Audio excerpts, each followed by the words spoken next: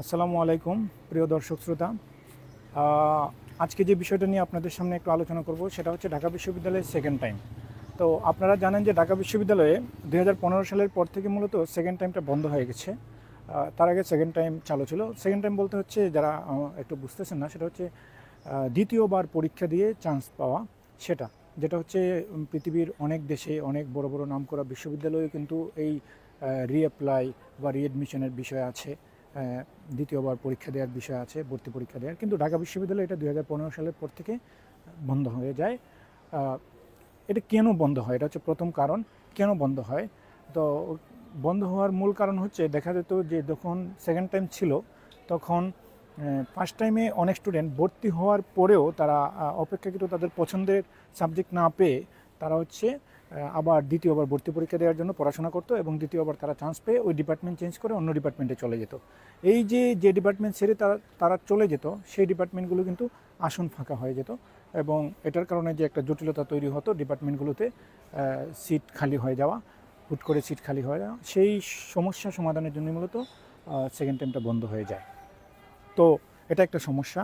আর হচ্ছে আপনার এই সমস্যা আপনার বাতিল করার ঘটনা তো বললাম। এখন দাবির যৌক্তিকতা আসলে এই মানে সেকেন্ড টাইম যারা চাচ্ছে তাদের যুক্তিটা কী বা তাদের যৌক্তিকতা কী, আসলে এটা যৌক্তিক নাকি অযৌক্তিক এটা নিয়ে কথা হতে পারে। কেউ বলছেন এটা যৌক্তিক, কারণ হচ্ছে একজন স্টুডেন্টকে কেন আমরা একবারেই চান্স দিব, তার তো অনেক সমস্যা হতে পারে, তার ভিতরে হচ্ছে যোগ্যতা থাকতে পারে, যোগ্যতা প্রমাণ কি মানুষ একবারেই সুযোগ দেব নাকি, তাকে একাধিকবার সুযোগ দেওয়া উচিত। তো এই ক্ষেত্রে তাদের দাবিটা অনেকেই যৌক্তিক বলছেন, অযৌক্তিক দাবি এটাকে ধরা যায় না। অনেক জায়গায় যেহেতু দ্বিতীয়বার পরীক্ষা দেওয়ার সুযোগ আছে, এটার অবশ্যই যৌক্তিকতা আছে। এবার আসি আমরা এই দাবির যে প্রতিবন্ধকতা, এটা বাস্তবায়নের প্রতিবন্ধকতা কি কি আছে। অলরেডি আমরা কিন্তু বলেছি যে বিভিন্ন ডিপার্টমেন্টে সমস্যা তৈরি হয়, এটা একটা প্রতিবন্ধকতা। আর একটা প্রতিবন্ধকতা হচ্ছে হয়তো বা ঢাকা বিশ্ববিদ্যালয়ের স্টুডেন্টদের মধ্যে অধিকাংশই বর্তমান স্টুডেন্টদের মধ্যে এটা চান না। অবশ্য তাদের চাওয়া না চাওয়ার ব্যাপারটার থেকেও গুরুত্বপূর্ণ বিষয় হচ্ছে যে অথরিটি কী চায়, অথরিটি কি আসলে সেকেন্ড টাইম দিতে চায় নাকি হচ্ছে সেকেন্ড টাইম দিবে না এরকম। তো এখানে অনেক প্রতিবন্ধকতা আছে। তবে এটার আমাদের কাছে মনে হচ্ছে যে অবশ্যই তাদেরকে এটা ইতিবাচকভাবেও নেওয়া যায়, যেভাবে মেডিকেলে করা হয়, যে আপনার দেখা যাচ্ছে কি তারা 5 মার্ক বা 7 মার্ক এরকম, প্রথমবার 5 মার্ক পরেরবার 7 মার্ক এরকম মাইনাস করে দেয় এবং লিমিটেড কিছু সিট থাকতে পারে সেকেন্ড টাইমারদের জন্য।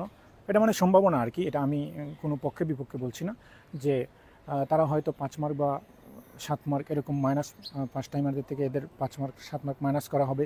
পাশাপাশি তাদের লিমিটেড কিছু সিট থাকবে। ফার্স্ট টাইমারদের যদি 1500 সিট থাকে, সেখানে সেকেন্ড টাইমারদের জন্য 200 সিট থাকতে পারে। তো তাদের তো ফার্স্ট টাইমারদের জন্য খুব বেশি সমস্যা হবে না। তাতে হচ্ছে যারা হারিয়ে যাওয়ার মতো ছিল, ঝরে পড়ার মতো শিক্ষার্থী ছিল, তাদের জন্য একটা সুযোগ তৈরি হবে। এটা ইতিবাচক দিক দিয়ে এভাবে বিবেচনা করা যায়, এভাবে পদ্ধতি গ্রহণ করা যায়। সেটা অবশ্যই কর্তৃপক্ষের বিষয়, আমরা জাস্ট সম্ভাবনাগুলো বলছি আর কি। এটা একটা সমাধান হতে পারে এবং এই পদ্ধতিতে সমাধান করলে দুই পক্ষ বা উভয় পক্ষ এখানে সন্তুষ্ট থাকার একটা পথ আছে। তো এই আমার ছিল সেকেন্ড টাইম, ঢাকা বিশ্ববিদ্যালয়ের সেকেন্ড টাইম নিয়ে আমার বক্তব্য। আশা করি যারা দেখেছেন এ ব্যাপারে প্রত্যেকেই নিজস্ব মতামত জানাবেন, আসলে সেকেন্ড টাইম দিয়ে এটা কি ফলপ্রসূ হবে নাকি এটা একটা ব্যর্থ প্রচেষ্টা হবে। সবাই মতামত জানাবেন। ধন্যবাদ সবাইকে। আসসালামু আলাইকুম।